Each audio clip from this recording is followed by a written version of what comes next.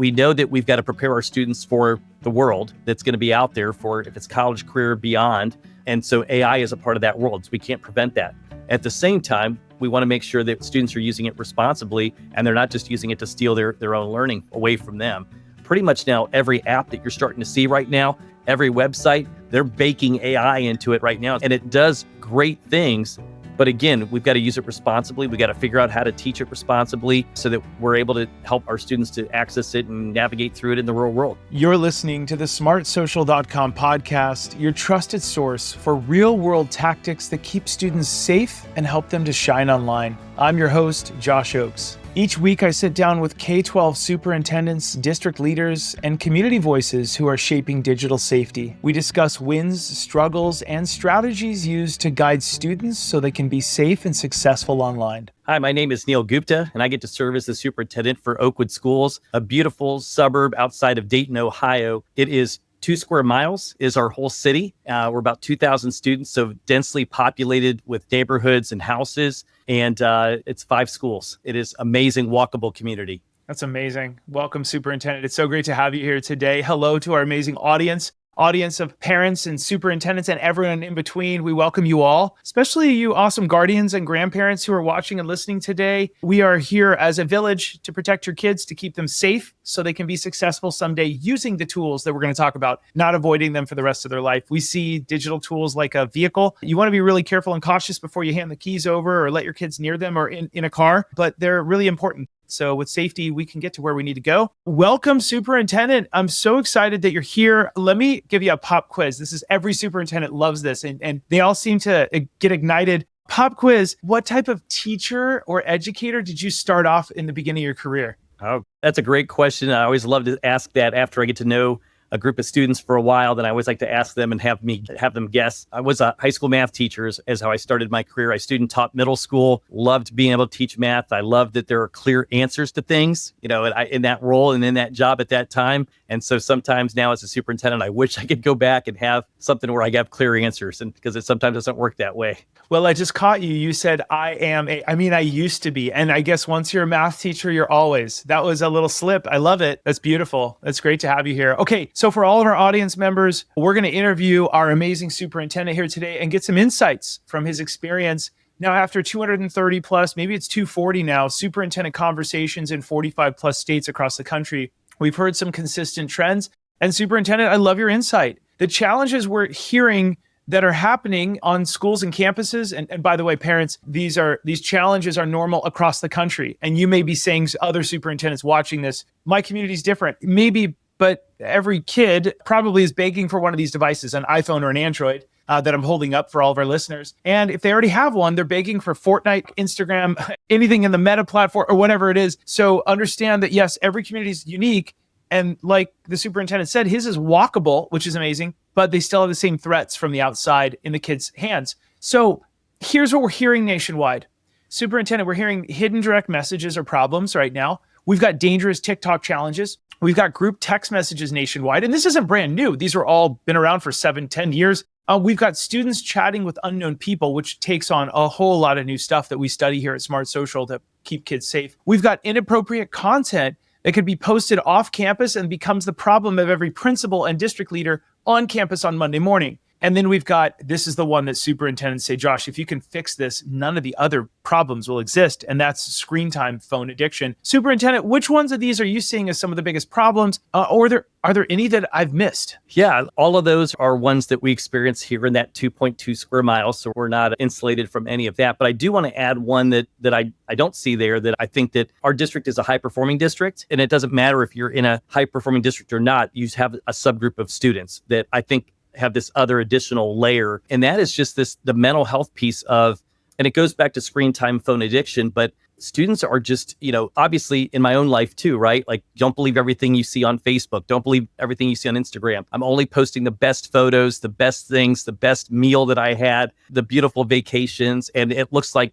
I have the best life in the world. And I think that there is a mental health piece when students, and again, are scrolling and after hours, just seeing nothing but accolades and achievements and great things that are happening in this person's life. There is a piece of, I need to kind of keep up with insert the name, the Joneses, whatever it is. And then there's a little bit of, where we start to feel that you're inadequate, you're not doing what you should be doing, you're feeling inferior, you've got those pieces in there. And I think that then those lend itself in a manifestation sense into other mental health things that kind of come along with that. So again, I think that we have group text messages and things that kind of lead to other things too. I think there's a silent killer talked about before, when I'm talking with parents in that aspect of when your child is up in their room by themselves and they're scrolling and scrolling and scrolling, it doesn't mean that they're necessarily looking at bad things, but they're also being sent subliminal messages that are taking them a different direction also. Yeah, so true. I'm taking notes because our audience knows I'm learning from you so that we can help the country nationwide. Here's what I heard from you. There's a highlight reel. You see every kid's trailer. We all see a movie trailer. We used to go to the theaters, all of us, pre-COVID. Theaters were a thing, and we would see the trailer, and the trailer was like, wow, that looks like a good movie. They would take the best pieces, right? And cliffhangers. And I'm hearing from you highlight reel, which is great. Yeah, and that's so true.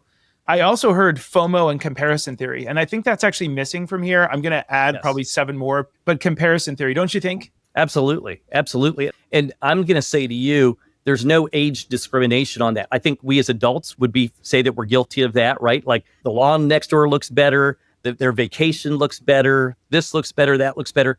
But I think it goes to, you might if you close your eyes, think about a high schooler and think that might be happening to my high school kid. Be careful. That could be happening to a 3rd grader if parents have given that phone to them without explicit instruction and checking in on them and giving them, just kind of that reality check that comes along with it. I don't think there's an age piece that comes along with it. Yeah, you're so right. That's a great point. Okay, my first question, I'd love to, and I'm grateful for you being here today because I'd love to dive into this. Superintendent, some leaders have mentioned that certain online trends have caught them off guard. And this is normal nationwide for our listeners. Your school district loves you. Your principals love you. Your teachers love you. But guess what? Nobody's signed up to be a tech expert. Nobody's like, the school district has to figure this out. No, they nurture and they love and they train and teach your kids and do great things with them. We're all learning tech together, okay? So we are all trying to grow fast. Superintendent, what kinds of things tend to challenge your staff and you when it comes to student tech use? What are some trends you're like, I didn't see this coming? Sure. First and foremost, it comes down to that aspect of, we talk about free apps and then you kind of talk about there's no idea of there's nothing free. And if it's, if it is, then it's your data that's being mined and being sorted. And then sometimes eventually things might cost money, right? Like it was it was a free app and then all of a sudden it becomes paid. Or it just continues to be free. You just keep giving information over and over again. And so therefore you are the one that's being, your information is being sold or shared and that sort of thing.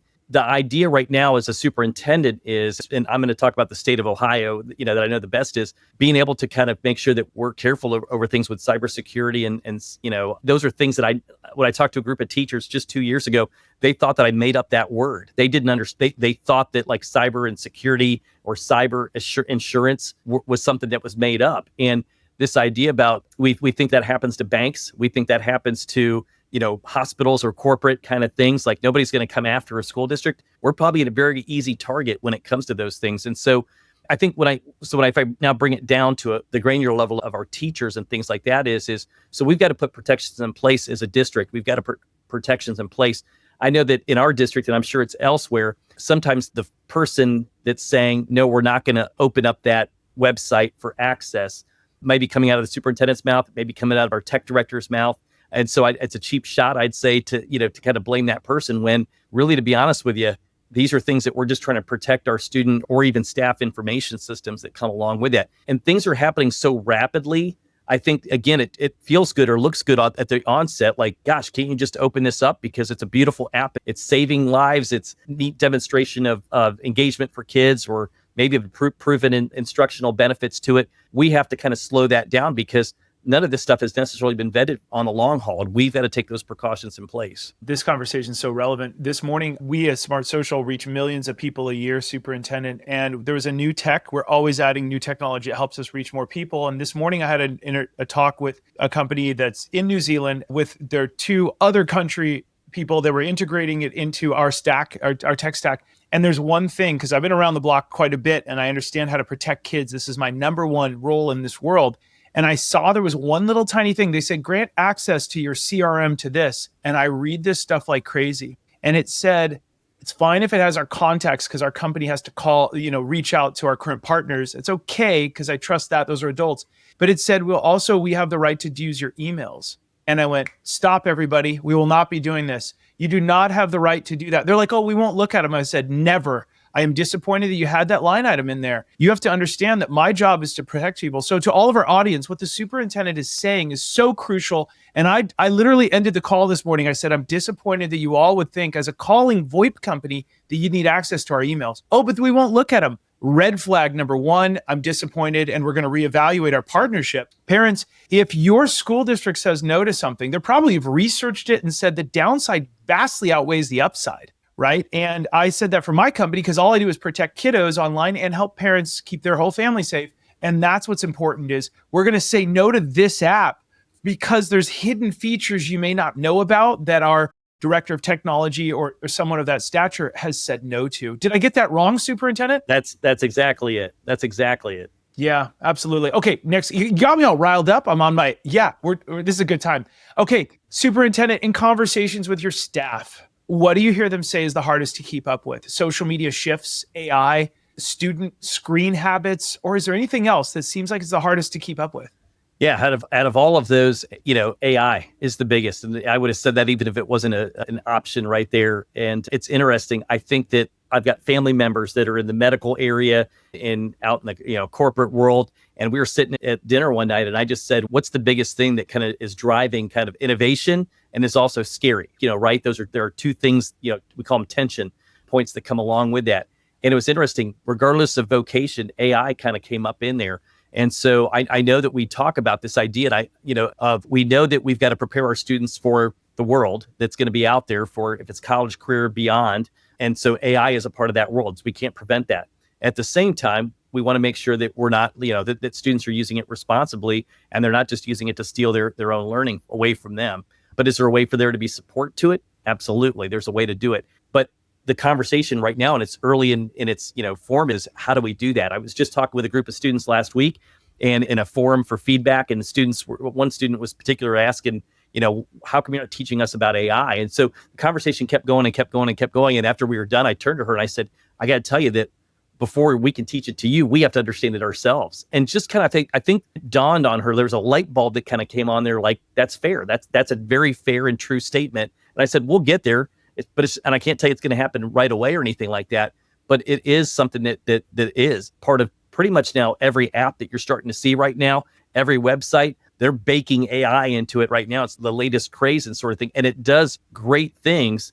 But again, we've got to use it responsibly. We got to figure out how to teach it responsibly so that we're able to help our students to access it and navigate through it in the real world. It's kind of like if parents said, I don't want my kids to ever ride in a car until I'm ready to teach them. But then all of a sudden, electric motors are everywhere. And now bicycles in our community in Los Angeles are everywhere. There's electric bikes. Like, I don't want anything motorized. Well, now every kid seems to somehow find a $1,500 bicycle under the Christmas tree. It seems like, I don't know. And they're just riding around at 35 miles an hour. By the way, parents, number one, this is a PSA. I have a lot of friends in the medical field. The number one way the teenagers are coming into the ER room, and it's like every other patient, is a teenager where the parents didn't have a talk with them about being safe on an electric vehicle. So please, that's a side note. Talk with a nurse, a practitioner that's licensed in that, and they'll say, yeah, we see a lot of broken bones and hurt kids. So be careful there. But also, we can't keep our kids from AI. We have to have that dialogue and discussion. Okay, Superintendent, we often hear principals say that they feel pulled in many directions when it comes to digital safety and engagement. How can parents better partner with school staff to support students around screen time and social media safety? I think first and foremost, it's just having conversations. I think really it just comes down to conversations. I can tell you, and Josh, you brought up a great example of the bikes to this conversation was, we all have that image, right? Like where, I don't know, on a certain birthday or holiday event or something like that, you gifted or you received a bike. And you're, and all of a sudden it was like, okay, go out and play on the bike. And then you learned how to ride the bike and you went from there. I don't know how many times somebody was gifted the bike and the helmet at the same time and then given the lessons on how to do it. All that kind of came together. Well, the same thing happened with this. I mean, I've got a 25 and a 21-year-old now, and this is confession time. I remember gifting, and I was so happy. It was gift wrapped, and I'm like, here's this phone for you. You've got this phone. Go off into the world. Just like I said with that bike, go off into the world. And, so I think that there's this piece of there have to be conversations about just kind of how we do things. Now, we got to be careful. I wouldn't say just because I'm a superintendent that I've got more knowledge or skill or expertise or wisdom or anything like that. I would say all I have is a little bit of gray hair from hearing about the 2,000 students that have run into certain issues, problems, and things like that. And so it's about facilitating conversations, getting parents together to facilitate conversations.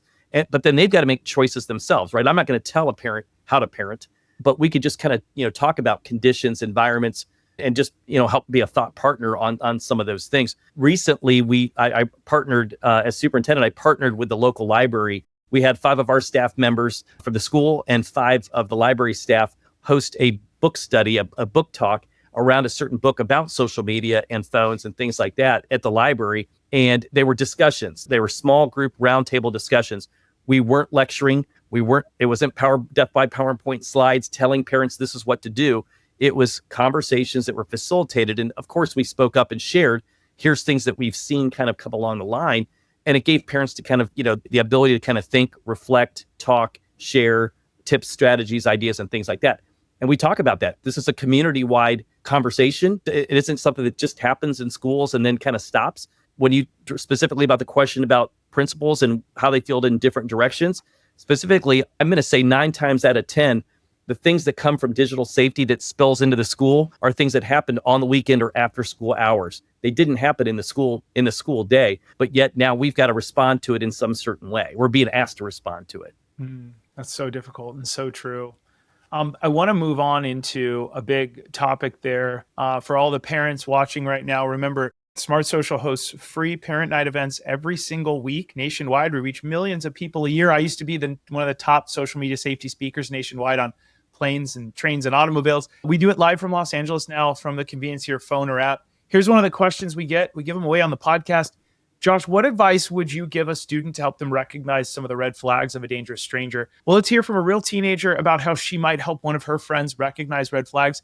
Parents, the benefit of these free events, so we hope you'll come out to, is you hear from real teens. So adults have a great time learning from teens that are giving advice. And guess what? Teens roll their eyes a lot less when parents bring their teens to the program.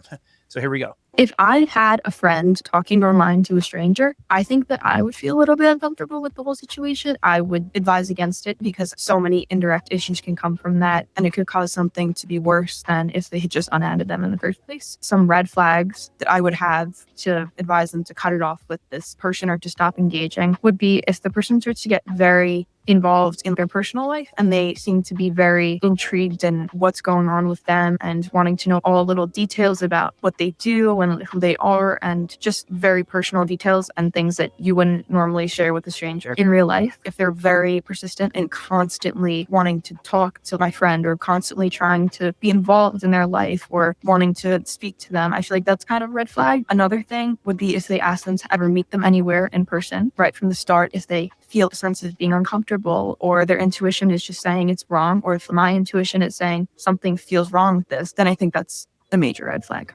Parents, remember, if you want to learn from all these teens, come to one of our free live events. We have weekly live parent events and replays in lots of languages. Teen-led video lessons you can see in the middle of the screen. So a lot of parents bring their teens, and there's less eye rolling when teens are learning from teens, and then a premium parent newsletter. Parents, if you're struggling at all right now, the smartsocial.com has an army of parents just like you that do our research nationwide. And we have the best parent guides on TikTok, Instagram, YouTube, Snapchat, Fortnite, Minecraft, Roblox, Netflix, WhatsApp, and 450 more of the hottest apps and trends and dangers. But they're not just in English. They're in English, they're in Espanol and Mandarin and 9 other really popular languages. We have these live events. It's anti-bullying month in October of 2025. We're talking about combating online bullying, supporting positive student behaviors, all these different things. And if you're looking for just some help, we have the hottest, most urgent trends that we're covering each week. Why AI therapy could harm your teen's mental health. When your kids are chatting with any AI bots, parents, Instagram has a new map feature, parents. We explain the feature and how to protect your kids online, also how to turn it off, how TikTok's algorithm targets vulnerable teens. We have hundreds and hundreds of these and replays. So parents, I hope you'll come out to one of our free events and take part in this and bring your kids if you want. Okay, Superintendent, we're back to you. Some districts have said that they wish they had more time to focus on student safety and parent engagement. What area would you tell other districts is the most important part to focus on to support parents? I think it's just that same concept of keep open lines of communication. I think that, we sometimes feel like, again, we have to be the experts before we can share things. I think sometimes we feel like, things have to be fully kind of baked out there and completely crystal clear. And I think it's just about setting the right conditions for people to come together to have just conversations. And it doesn't have to be set up the PowerPoint slide deck and the projector and the screen, just, chairs and sit in a circle and have a conversation. It is difficult because I know people are busy, but we've got to get over that hump of somehow trying to figure out how to make it accessible for parents to talk and share information. And I know that we tried different things at all times. I can tell you that we had a great turnout, like I said, when we had our community nights, but sometimes we didn't get all the right people that we thought should be there. Sometimes the ones that show up are the ones that kind of already have it, are attuned to it. Sometimes we got to figure out how to get into that same messaging so that, that other group of parents and families and it could be that they're just stressed. They're trying to get, make ends meet. They've got to get dinner on the table. I know all that. We've got to figure out a way to help engage them so that they can help be the best parents that they can be too. So true. So well said. Okay. Other district leaders tell us that parent engagement helps them get ahead of future student social media problems. In fact, a big theme from a couple hundred of my interviews have been, Josh, if we can partner with parents, we can do anything in this world, right? And that's what we focus on. What parent or student preventive education would you recommend to other school districts to get ahead of these problems before they happen on campus? First of all, understanding the different tools that are out there. I think, again, a lot of parents will, it was interesting, just right before we got back into the questions, you kind of scrolled through some of the modules. And, I think parents know that, like, of course, my kids aren't on social media. They're not on TikTok and they don't have, Instagram or this, they don't have this. But if you've given them access to Minecraft or, some of those games, they do have access. You just don't know that. That's how that they are being met. And it could be that there's predators out there, that there's bullying that's happening amongst peers, even if it is with friends and that sort of thing. So I guess just this idea about first really understand what are we handing our kids and what are the different things that are out there? Because a game may not be a game, when you dig a little bit deeper about that. So again, having conversations about that and then helping to kind of, practice, rehearse, think about different ways to kind of, either set blocks, restrictions, things that are out there. And some of the conversations could be we're all as a family groups of families, we've all going to decide we're not going to use this. That could also be something, again, you got to teach the tools later. You can't do that forever, but at least there's some things that you can think about from the early onset with younger kids. Yeah, so well said. I love that. Superintendent, you took time out of your really busy schedule to join us here today. Thank you so much for participating. Thanks. I appreciate it. I really found this to be insightful and a little bit of being able to kind of again, think about how we're doing it. If I reflect on how we're doing as a district and how we can get better at this. So thanks. I appreciate it. Thanks for joining us today. To all of our audience, remember, it's all about keeping your kids safe. That means having discussions with them and being the tough parent sometimes. If they're rolling your eyes, you get 10 extra points from Smart Social. Someday, maybe we'll have a little way that you can redeem those points. I don't know. But if they're rolling their eyes a lot, we love you. We support you here. Parents, also, one last note is whenever you're posting online, remember to keep it light, bright, and polite because our kids are modeling how they see us behave online. And we want them to learn from the first teacher, which is you, the parents. I'm Josh Oakes, the founder of smartsocial.com. Grateful for you listening or participating in here today. We'll see all of you on the next episode. Have a great rest of the day. Thanks for spending time with the smartsocial.com podcast. If today's insights were useful, please share the episode with a fellow parent or educator and subscribe so you never miss our next conversation. And parents, make sure to join one of our next live online events each week to keep your family safe and also enter for a chance to win cool prizes. You can learn more at smartsocial.com. I'm your host, Josh Oakes, and parents, remember to keep it light, bright, and polite because your kids are watching what you're doing online. I'll see you on the next episode.